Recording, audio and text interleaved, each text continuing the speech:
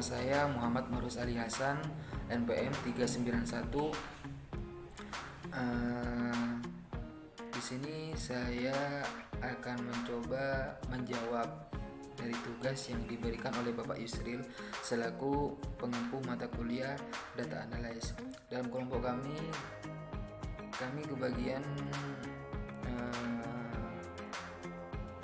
poin pertama, yaitu kami diperintah untuk mencari dataset minimalnya itu 20 record dan 5 file minimalnya. Terus disuruh presentasikan secara 2 korelasi dan 1 prediksi. Baik, di sini kami mendapatkan data dari data minat bakat mahasiswa terhadap Kopma. Jadi di sini datanya mahasiswa yang memilih minat bakat terhadap Kopma, atau lebih tepatnya koperasi mahasiswa. Di sini kita bisa lihat lebih banyak fakultas mahasiswa yang berfakultas ekonomi daripada fakultas-fakultas lain yang memilih koperasi mahasiswa. Jadi mahasiswa yang lebih banyak memilih Kopma yaitu dari fakultas ekonomi. Terus di sini saya mendapatkan hasil prediksi yang dapat kami presentasikan saat ini, yaitu minat mahasiswa terhadap Kopma itu tergantung 2 prediksi, yaitu bisa tergantung dari sesuai jurusan dan beda jurusan. Jika sesuai jurusan, itu pun tergantung minat dari mahasiswa itu sendiri. Jika mahasiswa itu memiliki minat terhadap Kopma dan sesuai dengan jurusannya, yaitu fakultas ekonomi, maka kemungkinan besarnya mahasiswa tersebut akan memilih masuk ke Kopma. Akan tetapi jika mahasiswa tersebut tidak minat walaupun sesuai dengan jurusannya, yaitu fakultas ekonomi, maka mahasiswa tersebut tidak akan masuk Kopma. Seperti itu. Tidak masuk dari mahasiswa yang tidak masuk Kopma ini, namun sesuai dengan jurusannya, ini juga tergantung kepada mata kuliah yang akan ditempuh di semester yang akan datang, yaitu semisal mata kuliah perkoperasian seperti itu. Nah, mau tidak mau atau secara tidak langsung, di sini mahasiswanya juga harus masuk ke Kopma seperti itu. Istilahnya, walaupun mahasiswa tersebut tidak minat terhadap Kopma, mau tidak mau karena ada mata kuliah wajib yang seperti itu, di sini mahasiswa tersebut harus masuk ke Kopma. Kalau seandainya tergantung beda jurusan, nah juga di sini kalau beda jurusan juga tergantung terhadap minat, seperti beda jurusan seperti fakultas-fakultas lain, semisal fakultas ilmu administrasi yang terdapat di data tersebut, seperti fakultas pertanian, fakultas dan lain-lainnya seperti itu. Nah, di sini jika beda jurusan, di sini juga tergantung kepada minatnya mahasiswa tersebut seperti itu. Jika mahasiswa tersebut minat terhadap Kopma walaupun mereka beda jurusan, setidaknya tidak searah dengan koperasi seperti itu. Dan istilah seperti ini,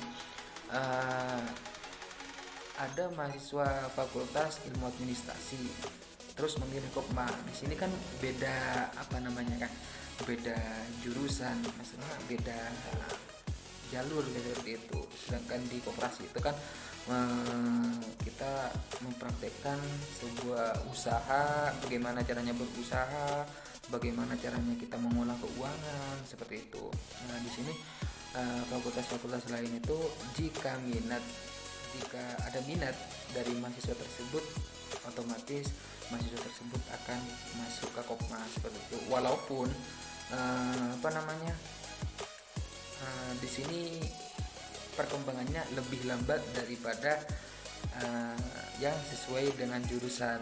Berarti dari mahasiswa yang sesuai jurusan terus masuk Kopma, maka pengetahuannya ya lebih lambat sedikit daripada mahasiswa yang satu jurusan lalu milih Kopma.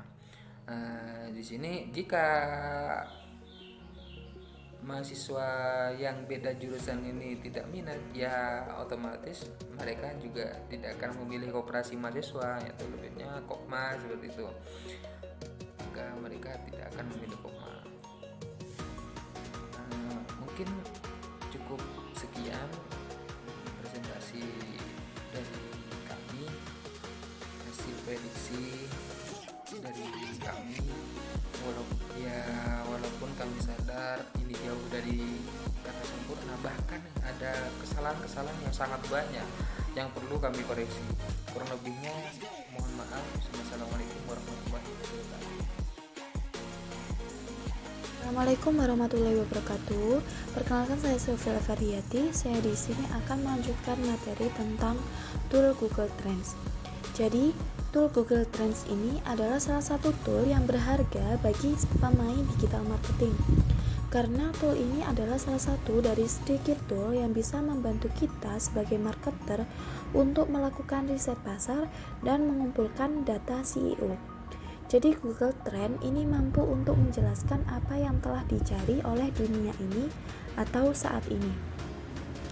Google Trends ini pertama kali dirilis pada tahun 2006 dan sampai saat ini masih terus berkembang. Google Trends termasuk layanan Google yang cukup lengkap karena mempunyai banyak fungsi dan fitur yang menarik serta menampilkan topik yang sedang banyak dibahas, serta mencari keyword yang sering dipakai, membandingkan performa antara keyword, tampilan yang sederhana dan mudah dimengerti dari Google Trends itu sendiri.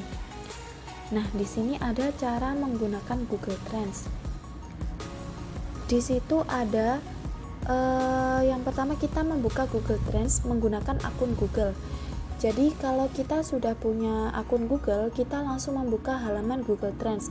Nah, seperti yang digambar di bagian awal ini, kita akan melihat tampilan contoh peta hasil pencarian berdasarkan kata kunci tertentu. Di bagian bawahnya itu kita melihat kata kunci yang mengalami peningkatan. Di halaman yang sama juga kita akan melihat tombol untuk menyaring topik berdasarkan di situ ada negara, waktu, kategori, dan jenis penelusuran. Nah, selanjutnya kita bisa mendapatkan informasi mengenai keyword yang paling populer dicari setiap harinya. Di situ ada halaman daily search trend, dapat kita melihat melalui icon CDNAV atau trending search atau trending searches itu ya, di bagian pojok kiri atas Google Trend. Nah, yang kedua, kita mencari keyword di Google Trend. Di situ ada tulisan enter a search term or a topic atau biasanya add a search term. Nah, di situ misalnya kita mengetikkan keywordnya itu cold, CLOUD. Di situ Google Trend akan memunculkan informasi yang cukup lengkap mengenai intensitas pengguna Google Search menggunakan kata cool. Jadi itu adalah kata kunci atau keywordnya cool. Nah, pada tabel pertama akan terlihat grafik tren pengguna mencari menggunakan kata cool selama 1 tahun terakhir. Ya, di situ ada grafik menggunakan data berdasarkan negara sesuai dengan lokasi kita saat itu. Namun, kita dapat menyesuaikan lingkup pengambilan data sesuai dengan yang kita perlukan. Nah, di situ kan ada ditunjukkan angka mulai dari 0 sampai 100 ya. Itu bukanlah jumlah pengguna yang melakukan pencarian menggunakan keyword itu, tapi di situ adalah angka perkiraan pengguna yang melakukan pencarian dengan menggunakan keyword cool. Nah, setelah grafik di bagian bawah, kita akan melihat pembagian ketertarikan pengguna mencari menggunakan keyword cool berdasarkan daerahnya. Jadi tampilan dari Google Trends ini adalah sangat sederhana dan mudah dipahami dengan menggunakan peta negara.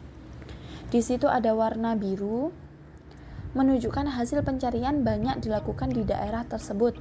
Sedangkan warna biru muda itu menunjukkan daerah yang paling sedikit ya.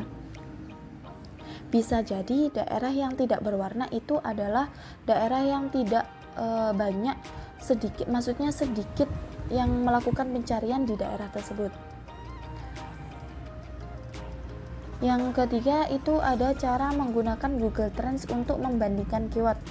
Nah, di situ kita mendapatkan beberapa keyword potensial dari Google Trend, tapi apakah keyword tersebut lebih baik dari keyword potensial lainnya? Nah, kita dapat membandingkannya secara langsung. Google Trend ini ada fitur, di situ ada fitur comparison atau cara untuk membandingkan keyword sampai dengan 5 keyword.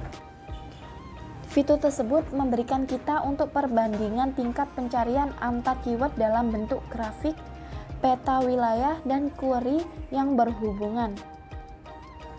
Nah, di situ kita dapat melakukan filter berdasarkan lokasi, waktu, kategori, dan tipe penelusuran. Di situ kita juga di Google Trend itu juga menyediakan opsi unduh. Nah, di situ kan ada pojokan itu ya, itu ada kayak unduh buat filenya, itu kita bisa opsi unduh dan kita juga membagikannya secara langsung. Yang keempat, menggunakan opsi pencarian spesifik. Di situ tidak hanya bisa digunakan untuk menganalisis tingkat pencarian di Google Search, kita juga menganalisis apa saja kebanyakan dicari di YouTube. Nah, di situ kan ada YouTube Search.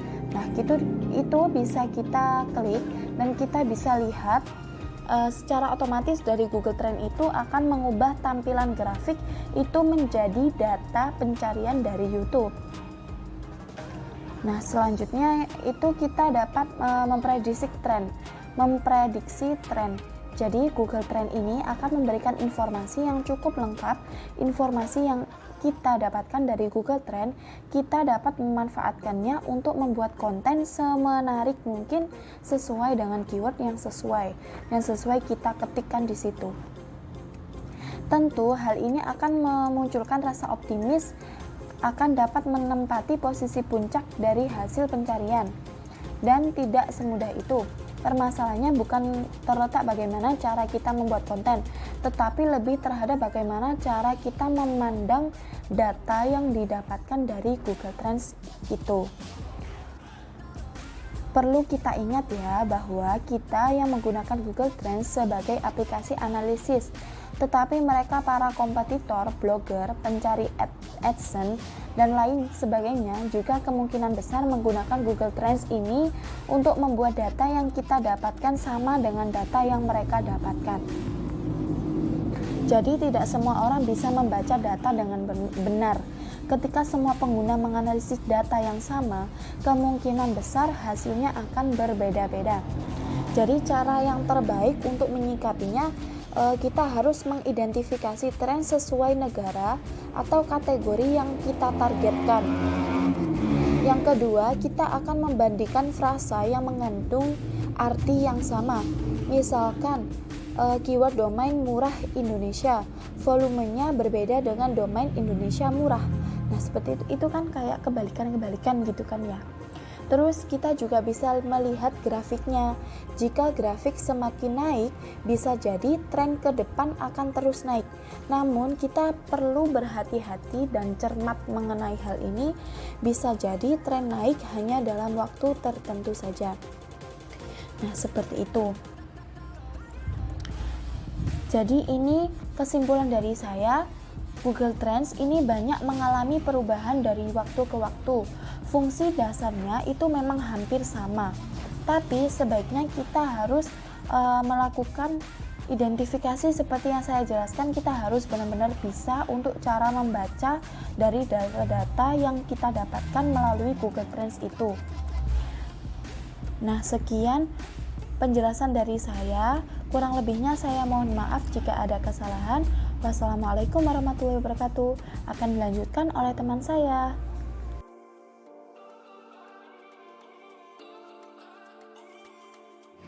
Baik, di sini saya akan menjelaskan tentang fungsi Google Keyword Planner.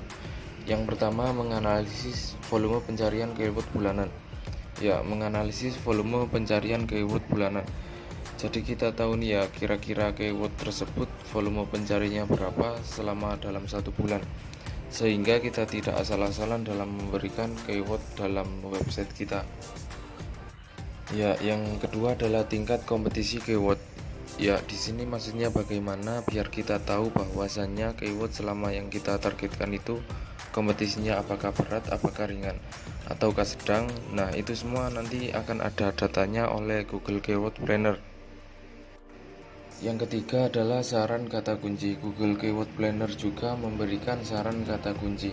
Ini loh menurut Google Keyword Planner kira-kira yang keywordnya yang berhubungan dengan target kita.